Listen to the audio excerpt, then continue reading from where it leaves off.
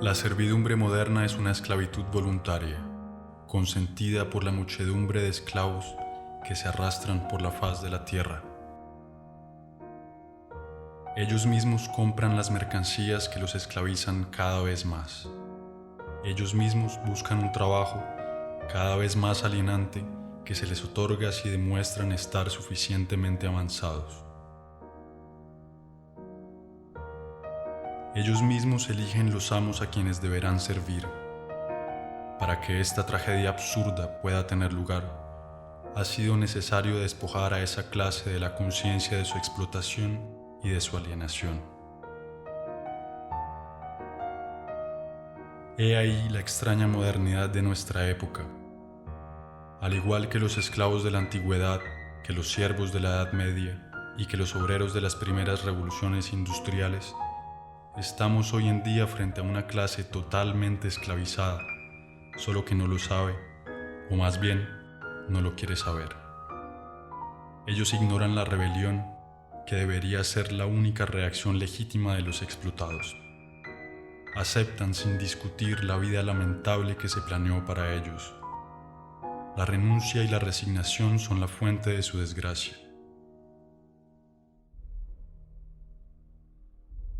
He ahí la pesadilla de los esclavos modernos que no aspiran sino a ser llevados por la danza macabra del sistema de la alienación.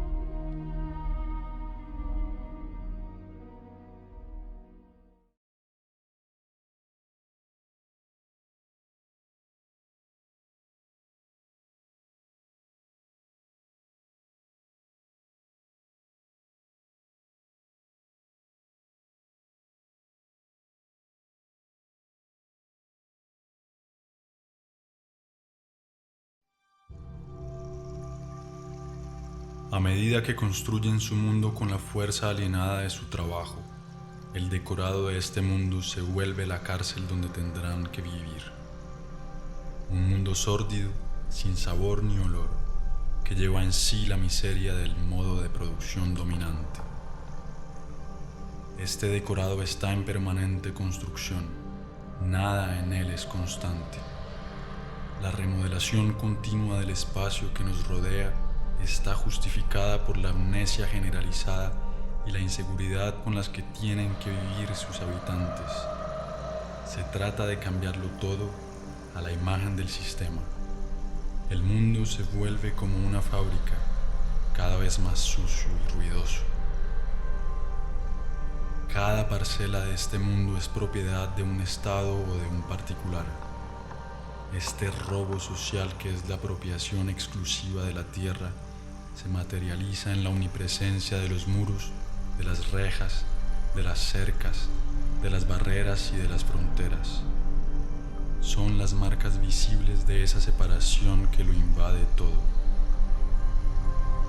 Pero al mismo tiempo, la unificación del espacio según los intereses de la cultura mercantil es el gran objetivo de nuestra triste época. El mundo debe convertirse en una inmensa autopista, absolutamente eficiente, para facilitar el transporte de las mercancías. Todo obstáculo, natural o humano, debe ser destruido. La concentración inhumana de esa masa de esclavos es fiel reflejo de su vida. Se asemeja a las jaulas, a las cárceles, a las cavernas, pero a diferencia del esclavo o del prisionero, el explotado de la época moderna debe pagar por su jaula.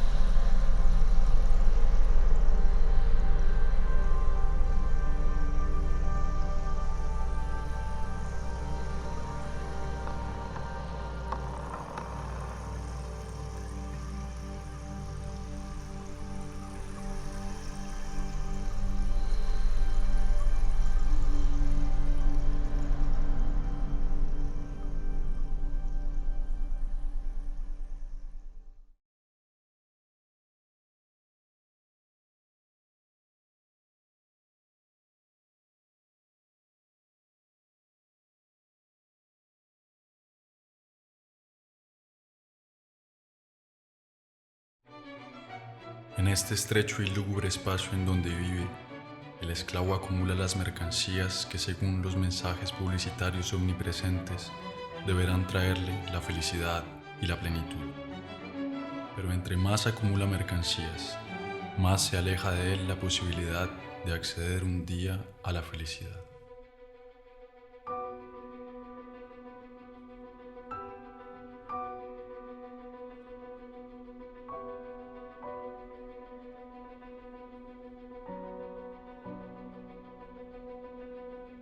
La mercancía, ideológica por esencia, despoja de su trabajo al que la produce y despoja de su vida al que la consume. En el sistema económico dominante, ya no es la demanda la que condiciona la oferta, sino la oferta la que determina la demanda.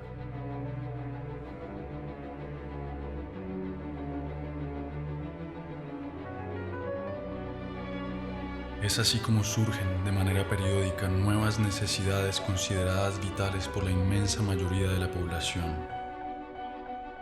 Primero fue el radio, luego el carro, el televisor, el computador y ahora el celular. Todas estas mercancías, distribuidas masivamente en un corto lapso de tiempo, modifican en profundidad las relaciones humanas. Sirven por un lado para aislar a los hombres un poco más de sus semejantes y por otro para difundir los mensajes dominantes del sistema. Las cosas que poseemos terminan por poseernos.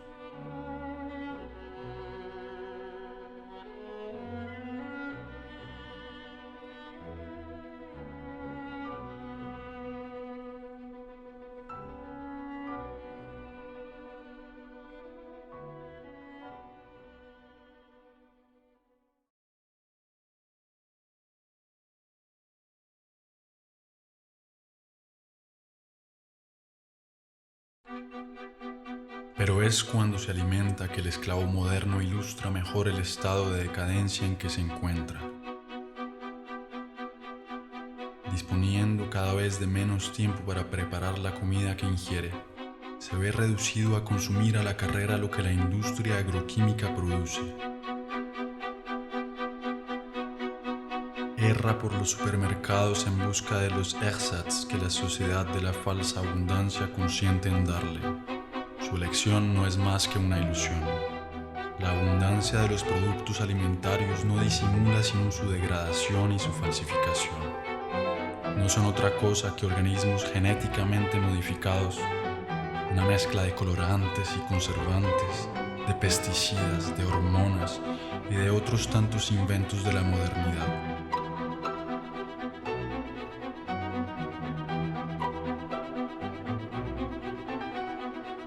La búsqueda del placer inmediato es la regla del modo de alimentación dominante, así como la de todas las formas de consumo, y las consecuencias que ilustran esta manera de alimentarse se ven por todas partes. Pero es frente a la indigencia de la mayoría que el hombre occidental se regocija de su posición y de su consumo frenético. Por lo tanto, la miseria está donde quiera que reine la sociedad totalitaria mercantil. La escasez es la otra cara de la moneda de la falsa abundancia. La producción agroquímica es suficiente para alimentar a la totalidad de la población. Sin embargo, en un sistema que hace de la desigualdad un criterio de progreso, el hambre no desaparecerá jamás.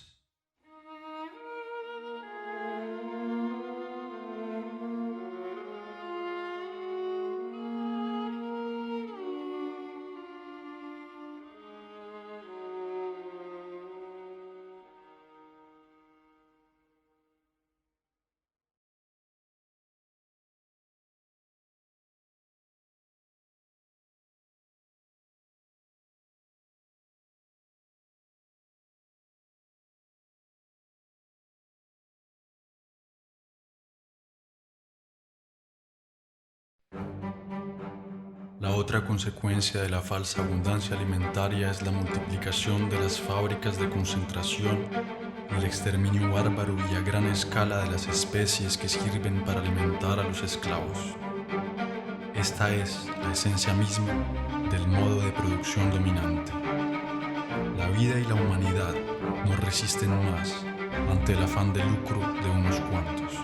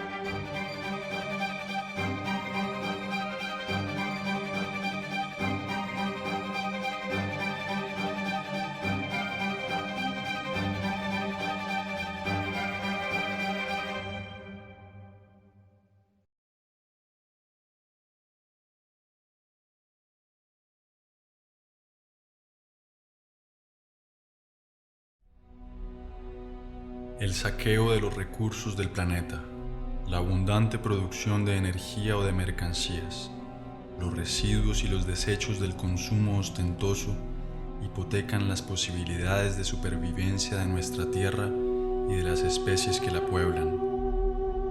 Pero para darle paso al capitalismo salvaje, el crecimiento no deberá parar jamás. Hay que producir, producir y volver a producir cada vez más. Los mismos que contaminan son quienes se presentan hoy en día como los salvadores del planeta. Esos imbéciles de la industria del espectáculo, patrocinados por las firmas multinacionales, intentan convencernos de que un simple cambio en nuestros hábitos bastará para salvar al planeta del desastre. Y mientras que nos culpan, continúan contaminando sin cesar el medio ambiente y nuestro espíritu. Esas pobres tesis pseudoecológicas son repetidas por todos los políticos corruptos que necesitan eslóganes publicitarios, pero que evitan proponer un cambio radical en el sistema de producción. Se trata, como siempre, de cambiar algunos detalles para que lo esencial siga siendo igual.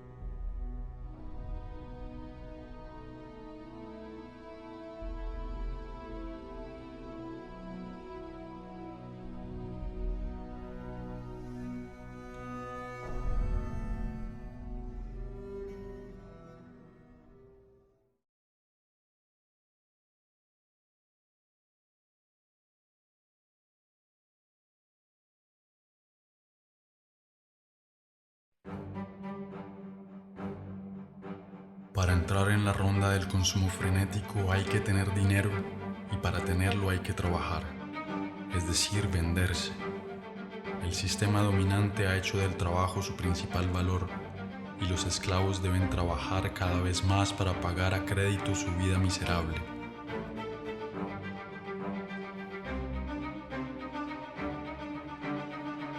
Se agotan en el trabajo, pierden con él la mayor parte de su fuerza vital y tienen que soportar las peores humillaciones. pasan toda su vida haciendo una actividad extenuante y molesta para el beneficio de unos cuantos. La invención del desempleo moderno tiene como propósito asustarlos y hacerles agradecer sin cesar la generosidad del poder. ¿Qué harían sin esta tortura que es el trabajo? Son estas actividades alienantes las que nos presentan como una liberación. ¡Qué mezquindad y qué desdicha!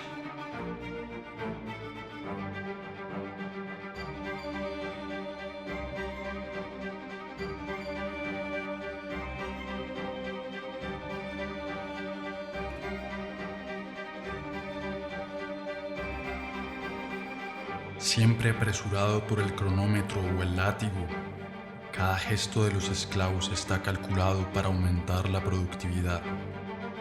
La organización científica del trabajo constituye la esencia misma de la disposición de los trabajadores, del fruto de su trabajo y del tiempo que pasan en la producción automática de las mercancías o de los servicios. La actividad del trabajador se confunde con la de una máquina en las fábricas o con la de un computador en las oficinas. El tiempo pagado no se recupera jamás. De esta manera, cada empleado tiene asignado un trabajo repetitivo, ya sea intelectual o físico. Es un especialista en su área de producción. Esta especialización se reproduce a escala planetaria en el marco de la División Internacional del Trabajo. Se concibe en Occidente, se produce en Asia, se muere en África.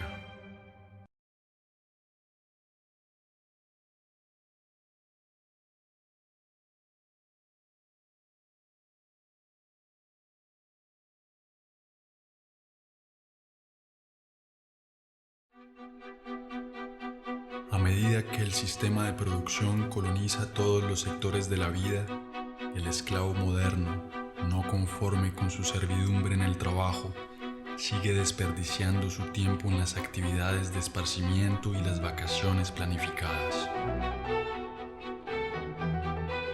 Ningún momento de su vida escapa a la influencia del sistema. Cada instante de su vida ha sido invadido. Es un esclavo de tiempo completo.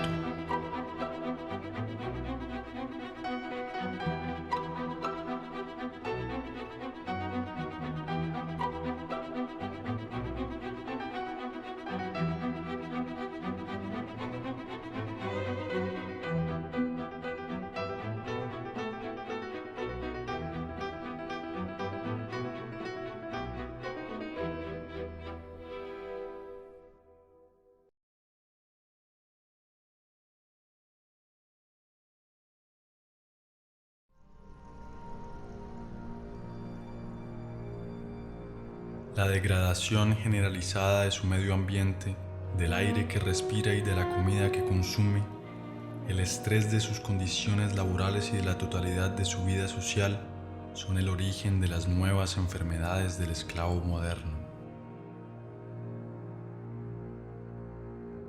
Su condición servil es una enfermedad para la cual no existirá jamás ninguna medicina. Solo la completa liberación de la condición en la que se encuentra puede permitirle al esclavo moderno reponerse de su sufrimiento. La medicina occidental no conoce sino un remedio contra los males que sufren los esclavos modernos: la mutilación. Es a base de cirugías, de antibióticos o de quimioterapia que se trata a los pacientes de la medicina mercantil.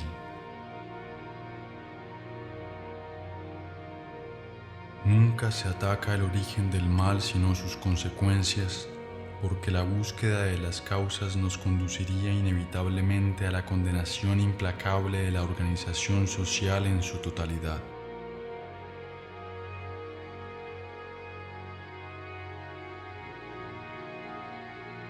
Así como el sistema actual ha convertido cada elemento de nuestro mundo en una simple mercancía, también ha hecho de nuestro cuerpo una mercancía, un objeto de estudio y experimentación para los pseudosabios de la medicina mercantil y de la biología molecular. Los amos del mundo ya están a punto de patentar todo lo viviente.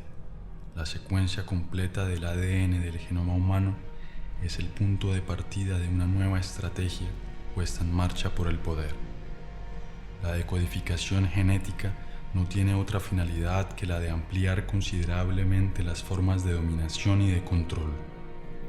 Como tantas otras cosas, nuestro cuerpo ya no nos pertenece.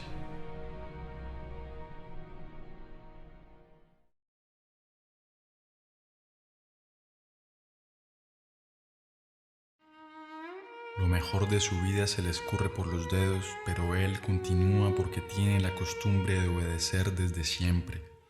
La obediencia se ha convertido en su segunda naturaleza. Obedece sin saber por qué, simplemente porque sabe que tiene que obedecer. Obedecer, producir y consumir, he ahí el tríptico que domina su vida. Obedece a sus padres, a sus profesores y a sus patrones, a sus propietarios y a sus mercaderes. Obedece a la ley y a las fuerzas del orden.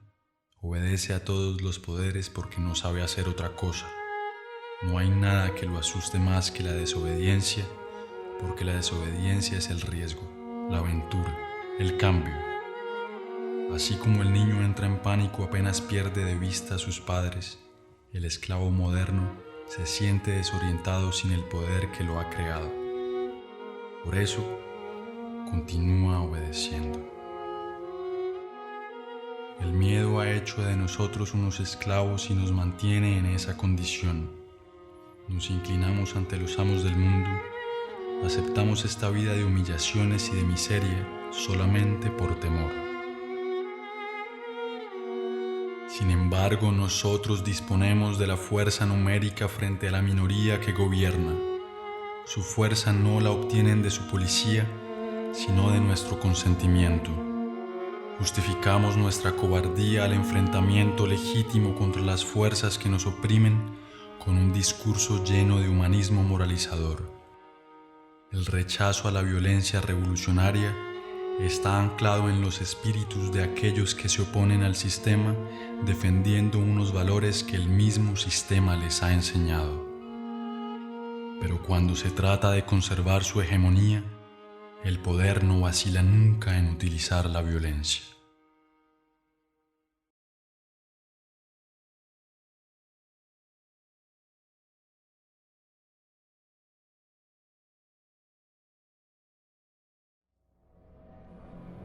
Sin embargo, existen algunos individuos que escapan al control de las conciencias, pero están bajo vigilancia. Todo acto de rebelión o de resistencia es asimilado como una actividad desviada o terrorista. La libertad no existe sino para aquellos que defienden los imperativos mercantiles. A partir de ahora, la verdadera oposición al sistema dominante es totalmente clandestina. Contra esos opositores, la represión es la regla vigente. Y el silencio de la mayoría de los esclavos frente a esta represión es justificado por el propósito mediático y político de negar el conflicto que existe en la sociedad real.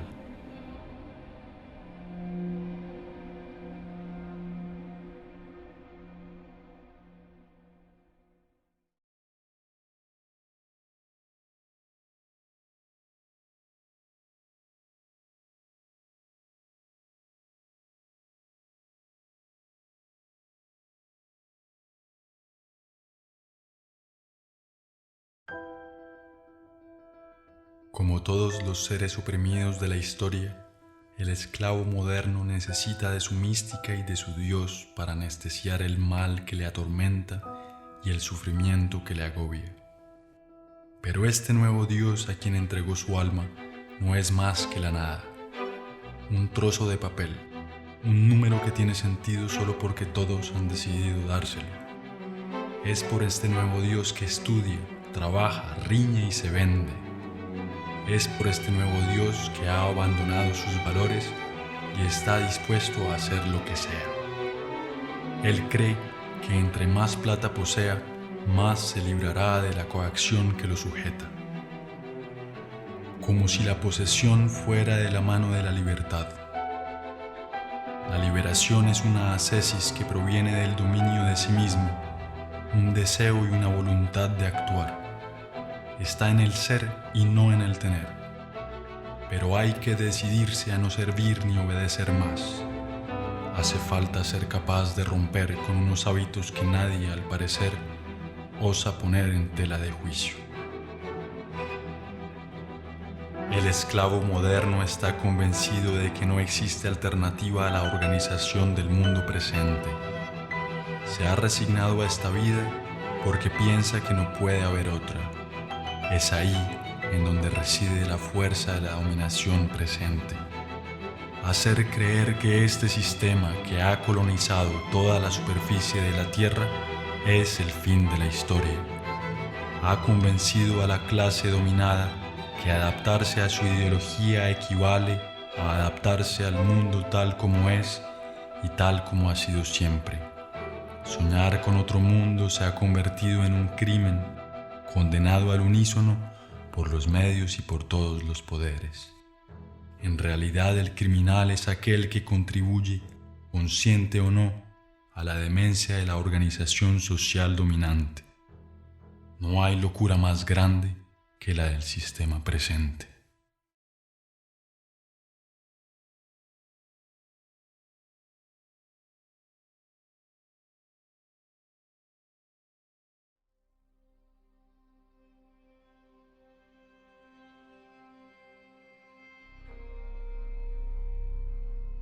Ante la devastación del mundo real, es necesario para el sistema colonizar la conciencia de los esclavos. Es por eso que el sistema dominante ha decidido enfocarse en la disuasión, que desde la más pequeña edad cumple el papel preponderante en la formación de los esclavos. Ellos deben olvidar su condición servil, su prisión y su vida miserable. Basta con ver esa muchedumbre hipnótica conectada a las pantallas que acompañan su vida cotidiana.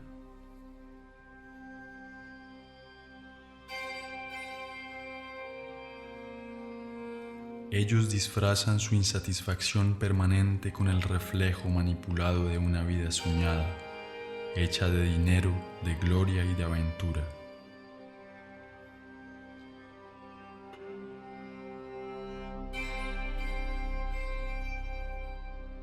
Pero sus sueños son tan lamentables como su vida miserable. Hay imágenes para todo y para todos. Esas imágenes llevan en sí el mensaje ideológico de la sociedad moderna y sirven de instrumento de unificación y de propaganda. Se multiplican a medida que el hombre es despojado de su mundo y de su vida.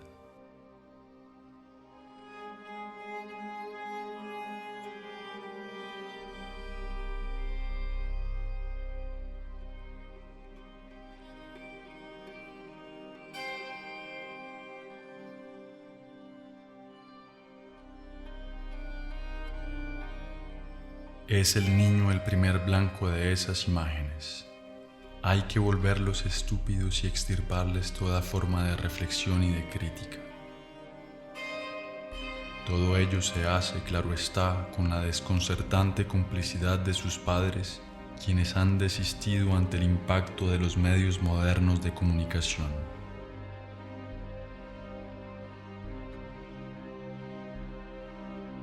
Ellos mismos compran todas las mercancías necesarias para la esclavización de su progenie, se desentienden de la educación de sus hijos y se la dejan al sistema del embrutecimiento y de la mediocridad.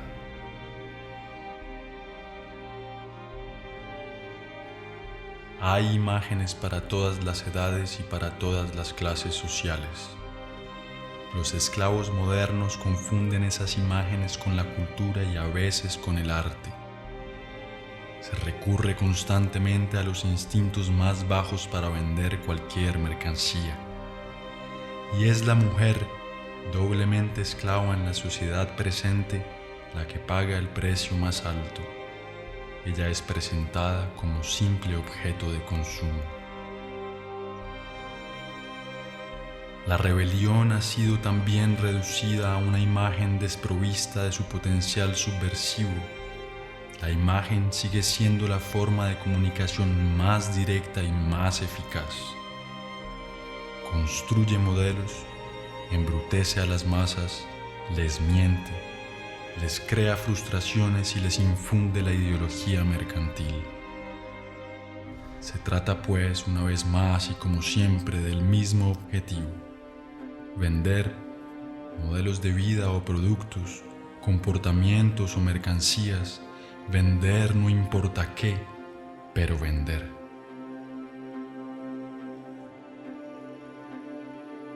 Esos pobres hombres se divierten, pero ese divertimiento no sirve más que para distraerlos del auténtico mal que los acosa.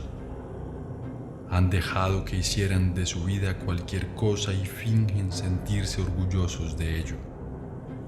Intentan lucir satisfechos, pero nadie les cree. Ni ante el frío reflejo del espejo alcanzan a engañarse.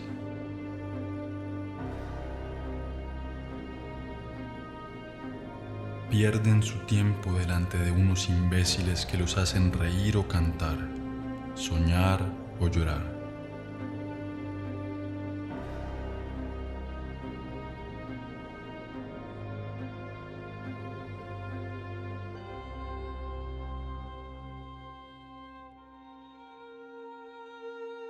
A través del deporte mediático se representa el éxito y el fracaso, el esfuerzo y las victorias que el esclavo moderno ha dejado de vivir en carne propia.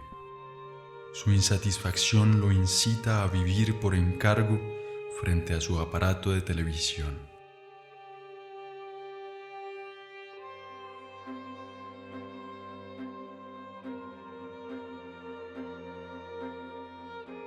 Mientras que los emperadores de la antigua Roma compraban la sumisión del pueblo con pan y circo, hoy en día es con divertimientos y un consumo vacuo que se compra el silencio de los esclavos.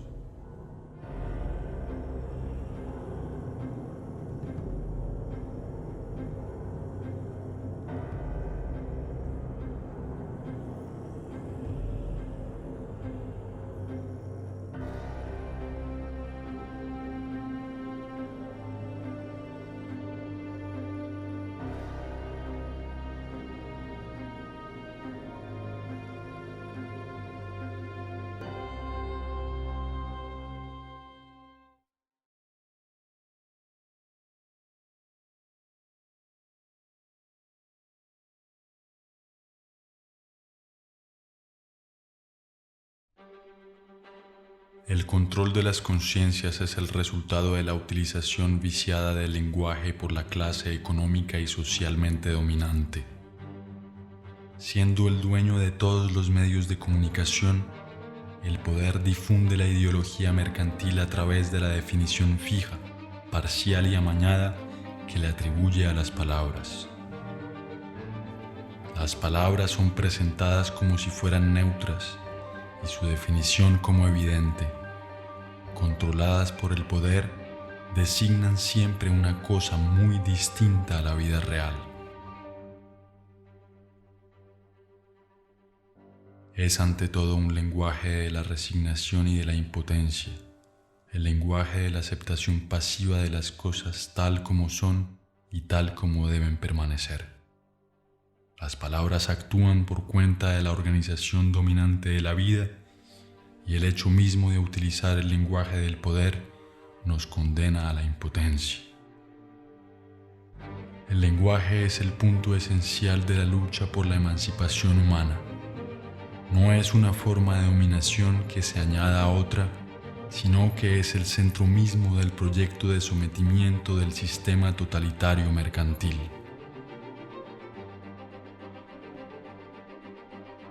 Es a través de la reapropiación del lenguaje y por tanto de la comunicación real entre las personas que surge de nuevo la posibilidad de un cambio radical. Es en este sentido que el proyecto revolucionario converge con el proyecto poético. En la efervescencia popular, la palabra hablada es reaprendida y reinventada por extensos grupos.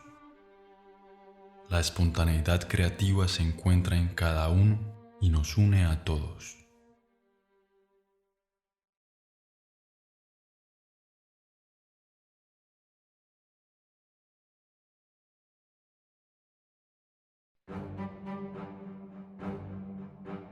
No obstante, los esclavos modernos se sienten todavía ciudadanos. Creen votar y decidir libremente quién conducirá sus asuntos como si aún pudieran elegir.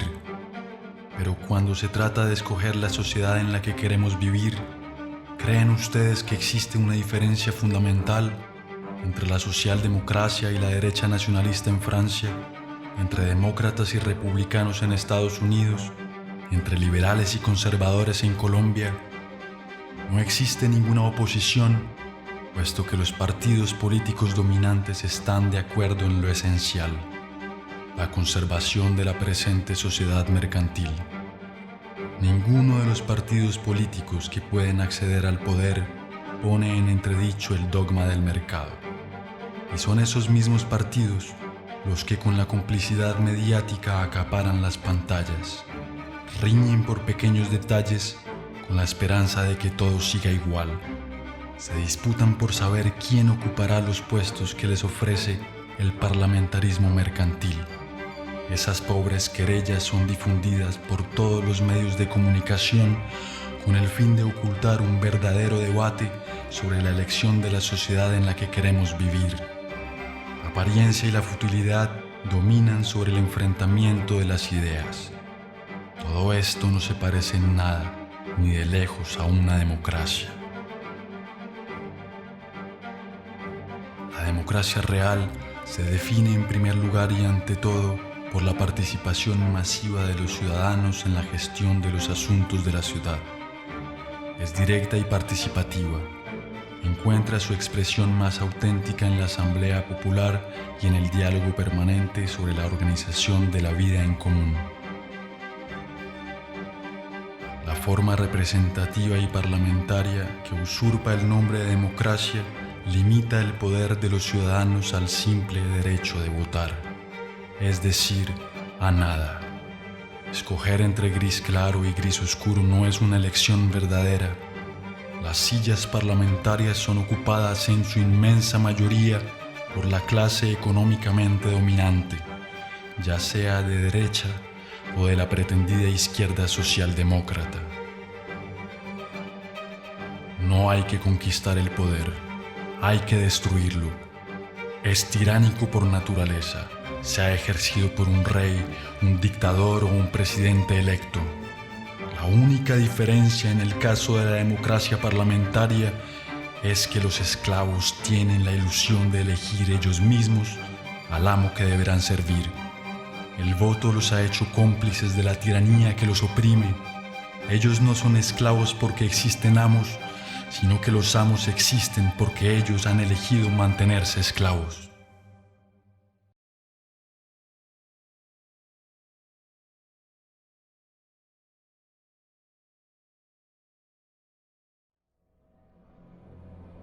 El sistema dominante se define entonces por la omnipresencia de su ideología mercantil. Ocupa a la vez todos los espacios y todos los sectores de la vida. No profesa más que la necesidad de producir, vender, consumir, acumular. Ha reducido todas las relaciones humanas a unas parcas relaciones mercantiles y considera que nuestro planeta es una simple mercancía. La función que nos asigna es el trabajo servil. El único derecho que reconoce es el derecho a la propiedad privada. Al único Dios que rinde culto es al dinero. El monopolio de la apariencia es total. Solo aparecen los hombres y los discursos favorables a la ideología dominante. La crítica de este mundo se ahoga en el mar mediático que determina qué está bien y qué está mal, lo que se puede y lo que no se puede ver.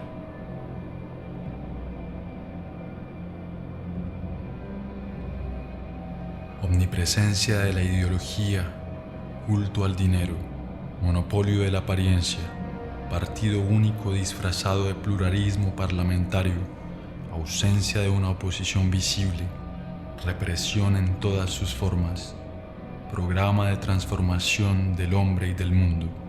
He ahí la verdadera cara del totalitarismo moderno que ellos llaman democracia liberal, pero que es hora de llamar por su verdadero nombre: el sistema totalitario mercantil.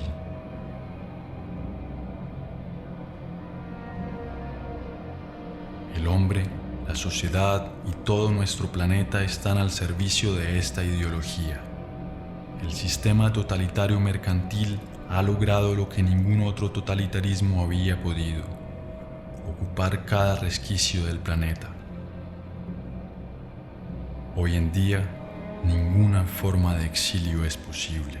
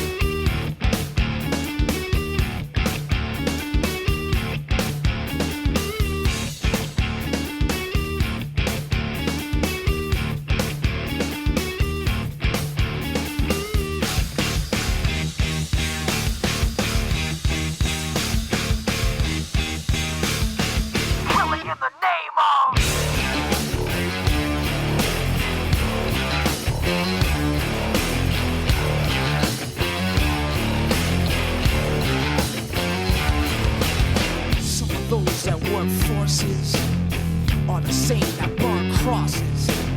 Some of those that work forces are the same that burn crosses. Some of those that work forces are the same that burn crosses. Some of those that work forces are the same that burn crosses.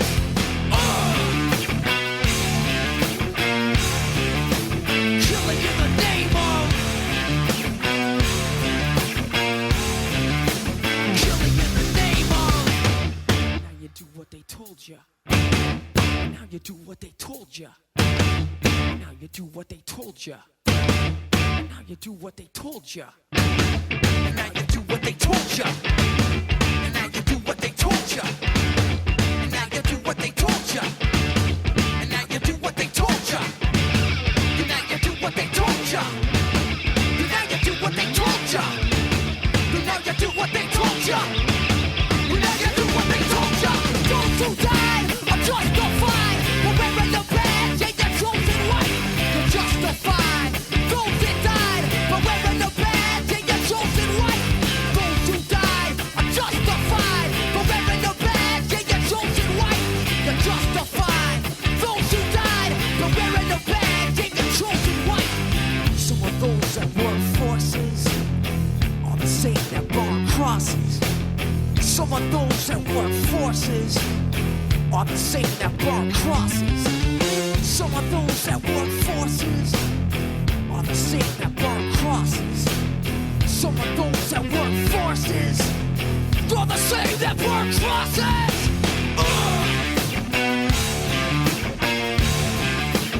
Killing in the name of. Killing in the name of. Now you do what they told you. Now you do what they told you. And now you do what they told you. And now you do what they told you.